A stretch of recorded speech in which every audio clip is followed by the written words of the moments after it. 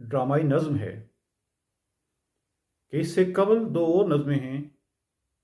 पहली नज़्म में लेनन खुदा के हुजूर पेश होता है और वहाँ जाकर ज़मीन पर बसने वाले इंसानों की मुश्किलात का तज़किरा करता है। लेनन ने खुदा के हुजूर जाकर कहा था कि जब तक सरमाया परस्ती का निज़ाम गर्क नहीं होगा, दुनिया में हकीकी इनकलाब नहीं आएगा। इस पर फरिश्तों ने भी अल्लाह से कहा था कि दुनिया में सरमायादार तबका और अवाम का तबका दो मुख्तलिफ तबकात हैं, जिनके दरमियान एक वसी खलीज हायल है, जिनका म्यार ज़िंदगी, जिनका उठना, जिनका बैठना, जिनका चलना, जिनका फिरना बहुत मुख्तलिफ है। और गरीब गरीब से गरीब तर हो रहा है और अमीर अमीर से अमीर तर होता जा रहा है। और इस्तिसाली निज़ाम अपनी पूरी कुव्वत से दुनिया पर हुकूमत कर रहा है। चुनांचे अल्लाह ने फरिश्तों को हुक्म दिया कि जाकर गरीबों को इस निज़ाम के खिलाफ बेदार करो, ताकि आवाम की हुकूमत कायम हो और आवाम अपना निज़ाम कायम कर सकें।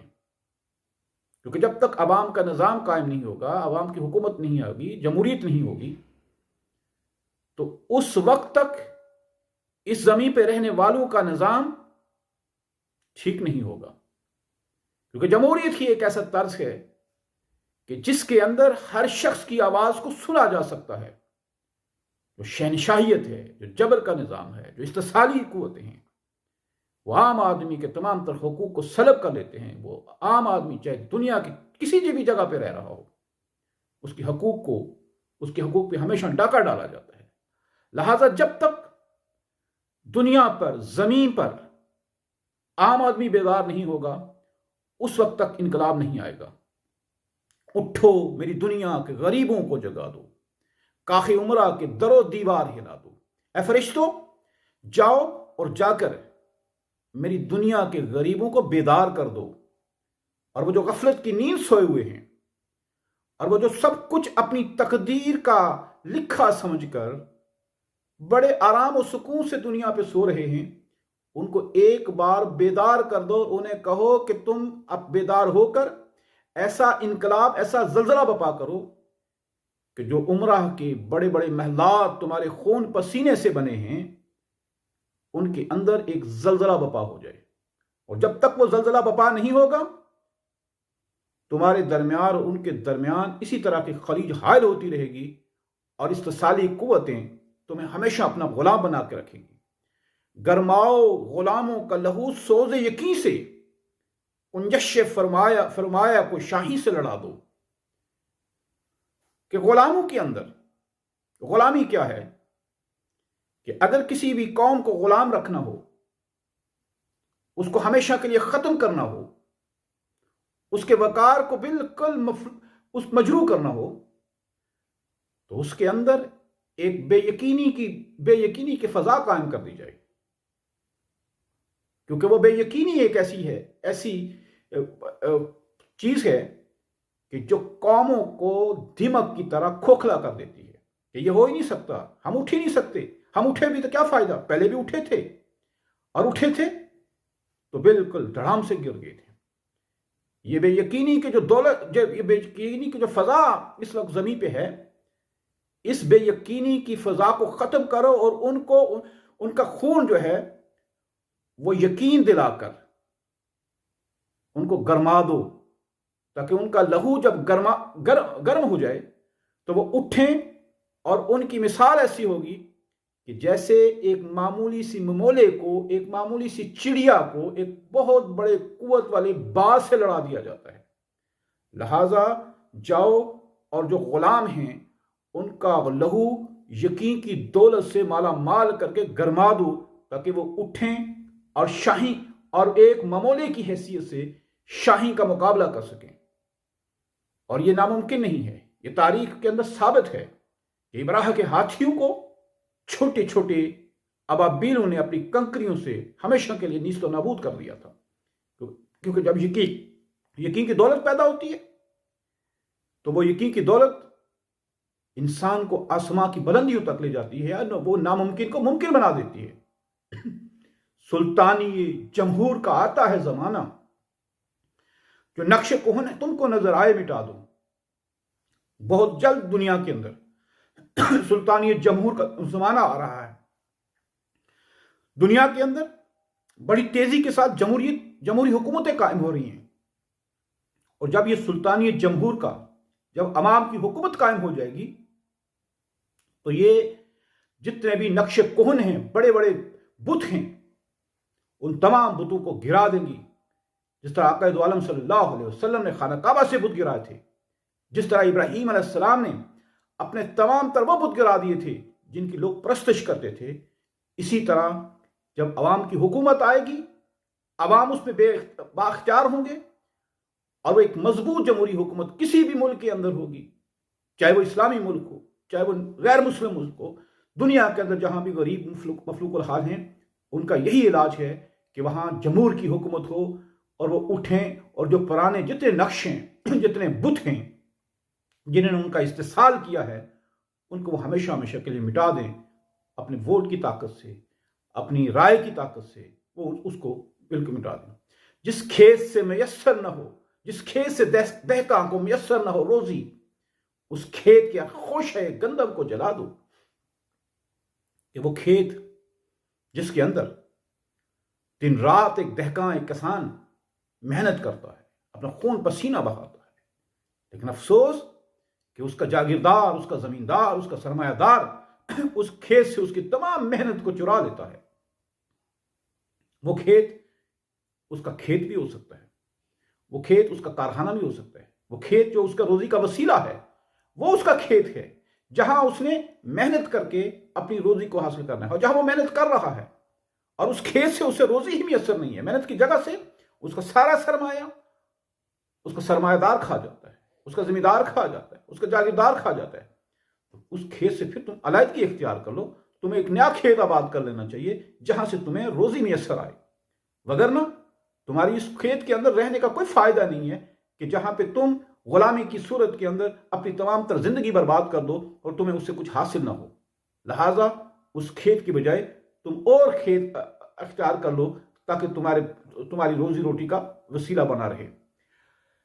کیوں خالق و مخلوق میں حائل رہے پردے، پیران کلیسا کو کلیسا سے اٹھا دو۔ کہ اللہ کہتا ہے کہ میں تو انسان کا سب سے زیادہ خیر خواہ ہوں۔ میں نے کہا ہے کہ میں تمہاری 70 ماؤں سے زیادہ محبت کرنے والا ہوں، تمہاری 70 ماؤں سے زیادہ مجھے تمہارا احساس ہے۔ مجھ سے بڑھ کر تمہارا اور کون مہربان ہو سکتا ہے؟ لیکن افسوس کہ میرے درمیان اور میری مخلوق کے درمیان چند لوگوں نے پردے حائل کر لیے ہیں کہ ہمارے بغیر تمہیں اللہ تک رسائی حاصل نہیں ہو سکتی۔ یہ سراسر غلط ہے۔ میں تمہاری شہرت سے بھی قریب ہوں، نہ مجھے اونگ آتی ہے، نہ نیند آتی ہے، نہ مجھے غفلت آتی ہے، میں تو ہر وقت تر و تازہ ہوں، ہر وقت ہوں، حی القیوم ہوں میں۔ تو پھر کہا ہے کہ تم نے ایسے بت پال رکھے ہیں جو تمہارے اور میرے درمیان اور مخلوق کے درمیان پردوں جنہوں نے حائل کیے ہیں۔ وہ بت کیا ہیں؟ پیران کلیسا کو کلیسا سے اٹھا دو، جنہوں نے کلیسا کے اندر، جنہوں نے مندر کے اندر، جنہوں نے مسجد کے اندر، جو پادری، جو برہمن، جو مولوی، جو پیر، اللہ اور اللہ کے درمیان جنہوں نے پردے حائل کر دیے کہ ہمارے بغیر تمہیں اللہ تک پہنچنا ناممکن ہے، یہ غلط بات کہہ رہے ہیں۔ لہٰذا ان کو درمیان سے راستے سے ہٹا دو۔ جو عالم ہے، کسی بھی مذہب کا عالم ہے تو وہ تو عالم ہے، وہ تو علم بانٹ رہا ہے، وہ تو روشنی بانٹ رہا ہے، وہ ایسی بات کبھی نہیں کرتا۔ وہ بندے اور انسان کا ڈائریکٹ رابطہ قائم کرتا ہے، وہ انسان کے درمیان کوئی دیوار حائل نہیں کرتا کہ میرے بغیر میں ہی تمہیں راستہ دکھاؤں گا جس پر تم نے چل کر اللہ سے ملنا ہے۔ ایسے تمام جتنے بھی پردے میرے اور میرے بندوں کے درمیان حائل ہیں ان کو ہمیشہ کے لیے اٹھا دو، کیونکہ وہ جب تک یہ حائل رہیں گے اس وقت تک میرے اور بندے کے درمیان رابطہ نہیں ہو سکتا۔ لہٰذا یہ تمام تر جو وسیلے بنا رکھے ہیں، جو اس وقت دنیا کے اندر مذہب کی بجائے فرقہ پرستی کو ہوا دے رہے ہیں، مختلف نفرتوں کو ہوا دے رہے ہیں، انہوں نے انسان اور خدا کے درمیان جو پردے حائل کیے ہوئے، اے فرشتوں جا کر ان کو ہٹا دو، یہ راستے کے جو دیواریں آئی ہیں ان کو ختم کر دو۔